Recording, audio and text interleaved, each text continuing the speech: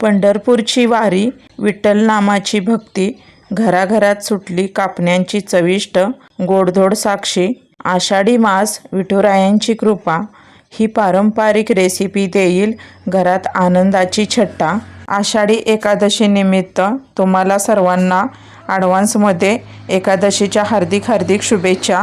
कापण्या कशा बनवल्या आहेत ते आता आपण पुढे पाहूया. नमस्कार, सुनीता किचन रेसिपी मराठी चॅनलमध्ये आपलं खूप खूप स्वागत आहे. आज आपण पाहणार आहोत आषाढी स्पेशल तळणीतला प्रकार. तर आषाढ महिना सुरू झाला का घरामध्ये बायकांची लगबग सुरू होते. आषाढ महिन्यामध्ये तळणीचे प्रकार किंवा करीचे प्रकार बनवले जातात. आषाढ महिन्यामध्ये आवर्जून कर तळली जाते. त्यामध्ये कोणताही पदार्थ असो, अगदी गोड तिखट, त्यातलाच मी आज तुम्हाला एक प्रकार दाखवणार आहे, तो म्हणजे कापण्या. गव्हाच्या पिठाच्या कापण्या बनवण्यासाठी लागणारे साहित्य पाहूया. 200 ग्रॅमच्या मेजरमेंट कपाने 1 कप गूळ, याच कपाने इथे मी अर्धा कप बेसन, याच कपाने मी 2 कप इथे गव्हाचे पीठ घेतलेले आहे. 4 चमचे तूप, 1 चमचा बडीशोप पावडर, 1 चमचा सुंठ पावडर, अर्धा चमचा हळद, अर्धा चमचा वेलची पूड, चवीनुसार मीठ आणि कापण्याला वरून पेरण्यासाठी 1 चमचा खसखस.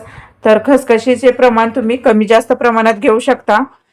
त्याचबरोबर गूळ वितळवण्यासाठी 1 कप पाणी आणि कापण्या तळण्यासाठी आवश्यकतेनुसार तेल. तर आता हे झालं आपलं सर्व साहित्य. आता आपण रेसिपीला सुरुवात करूया. सुनीता किचन रेसिपी मराठी चॅनलमध्ये तुम्हाला अचूक प्रमाण आणि परफेक्ट रेसिपी पाहायला मिळणार आहेत. एकीकडे मी गॅस चालू करून छोटंसं पातेलं ठेवून घेतलेलं आहे. या पातेल्यामध्ये टाकूया गूळ. गूळ घेतलेल्या याच कपाने आपल्याला लागणार आहे 1 कप पाणी.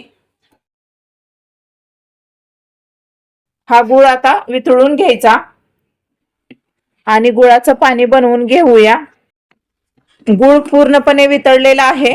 आता हे गुळाचं पाणी आता आपण थंड करून घेणार आहोत. गुळाचं गरम पाणी थंड होतंय तोपर्यंत आता आपण पुढील तयारी करून घेऊया. इथे मी एक रिकामी परात घेतलेली आहे छोटी. याच्यामध्ये टाकूया 2 कप गव्हाचे पीठ. याच मेजरमेंट कपाने अर्धा कप बेसन.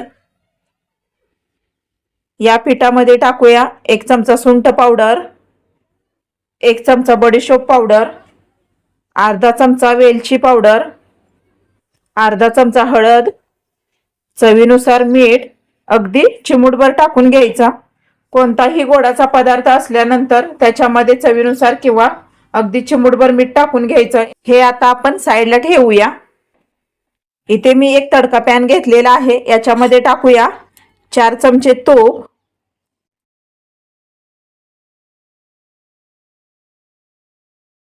तर हे तूप फ्रीजमध्ये ठेवल्यामुळे थोडंसं घट्ट आहे.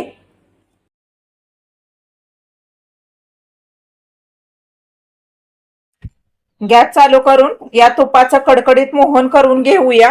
तुपाचं मोहन तयार होतंय तोपर्यंत आपण हे सर्व मिक्स करून घेऊया. इथे आपलं सर्व मिक्स झालेलं आहे. मोहन आपलं कडकडीत तयार झालेलं आहे. तर तुम्ही तुपाऐवजी तेलाचेही मोहन बनवून घेऊ शकता. आता हे कडकडीत झालेलं मोहन या पिठामध्ये ओतून घेऊया. याच्याने आपल्या कापण्या खुसखुशीत होतात. आता हे मोहन सर्व मिक्स करायचं. हाताने मिक्स करूया.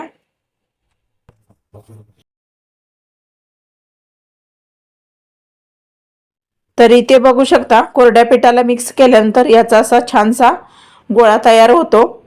व्यवस्थित मिक्स झालेला आहे. गुळाचे थंड पाणी झालेले आहे. आता हे थंड झालेलं पाणी दुसऱ्या एका रिकाम्या पातेल्यामध्ये गाळून घेऊया. गुळामध्ये कचरा असतो त्याच्यामुळे हे पाणी गाळून घ्यायचं. गुळामधला कचरा निघालेला आहे गाळणीत. गुळाचे थंड पाणी झालेले हे या पिठामध्ये आता ओतून घेऊया. तर पाणी ओतताना या पिठामध्ये लागेल तसंच ओतून घ्यायचं थोडं थोडं आणि हे पीठ मळून घेऊया.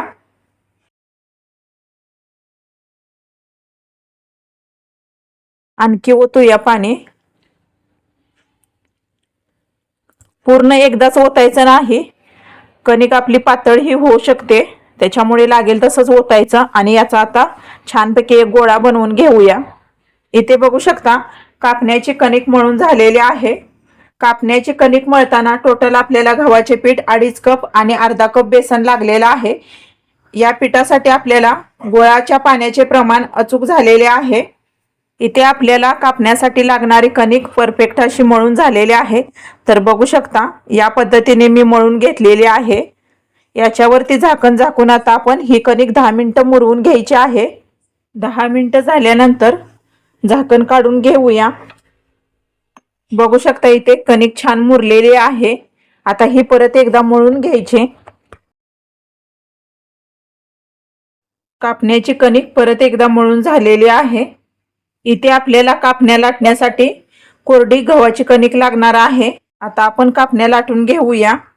कापण्याला लावायला घेतलेली खसखस एका डिश मध्ये ओतून घ्यायची. कापण्या लाटण्यासाठी या मळलेल्या कणकेतला अर्धा गोळा घ्यायचा.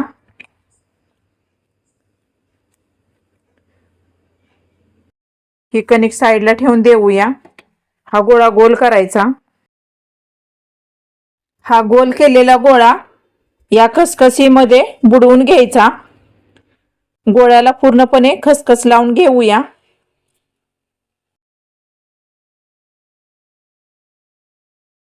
खसखस थोडी प्रेस करून घ्यायची.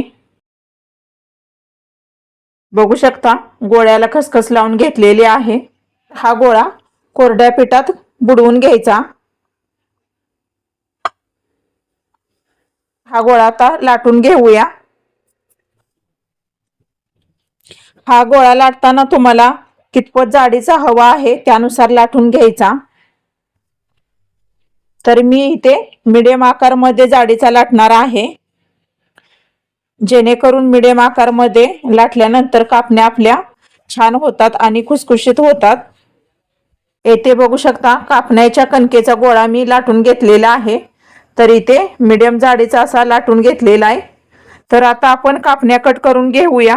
तर सुरुवातीला साईडच्या कडा काढून घेऊया आणि याला चौकोन शेप द्यायचा.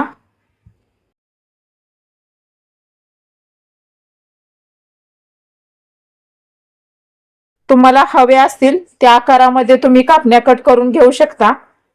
तर इथे मी शंकरपाळीच्या आकारामध्ये कट करून घेणार आहे.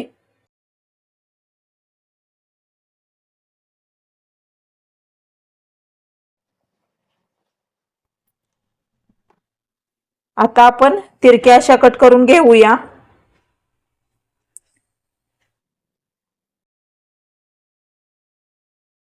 तर इथे बघू शकता मस्तपैकी शंकरपाळीच्या आकारामध्ये मी कापण्या कट करून घेतलेल्या आहेत. याच प्रकारे आता आपण दुसरा गोळा लाटून कट करून घेऊया. आता ह्या कापण्या कट केलेल्या एखाद्या डिश मध्ये काढून घ्यायच्या. इथे आपल्या सर्व कापण्या कट करून झालेल्या आहेत. आता आपण तळून घेऊया. कापण्या तळण्यासाठी एकीकडे मी पॅन मध्ये तेल गरम करून घेतलेलं आहे. तेल गरम झाले का चेक करूया.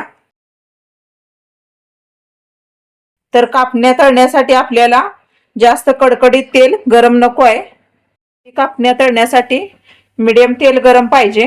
तर इथे आपलं तेल व्यवस्थित गरम झालेलं आहे. आता आपण कापण्या सोडून घेऊया. तर तुम्ही झाऱ्यावरती घेऊन सुद्धा कापण्या सोडू शकता किंवा अशी एक एक टाकून घ्यायची तेलामध्ये. कापण्या तळताना गॅस स्लो हीट वरती ठेवायचा, म्हणजे कापण्या आपल्या व्यवस्थित तळल्या जातात आणि काळ्या पडत नाहीत आणि अगदी खुसखुशीत होतात. तर तेलामध्ये कापण्या सोडताना जास्तीच्या टाकायच्या नाही. तेलामध्ये कढईमध्ये बसेल इतक्याच टाकायच्या आणि तळून घ्यायच्या. तर कापण्या तेलामध्ये टाकून झालेल्या आहेत. आता आपण हलक्या हाताने हलवून घ्यायच्या. तर इथे बघू शकता कापण्या आपल्या व्यवस्थित तळलेल्या आहेत. कापण्याचा कलर ही अप्रतिम आलेला आहे.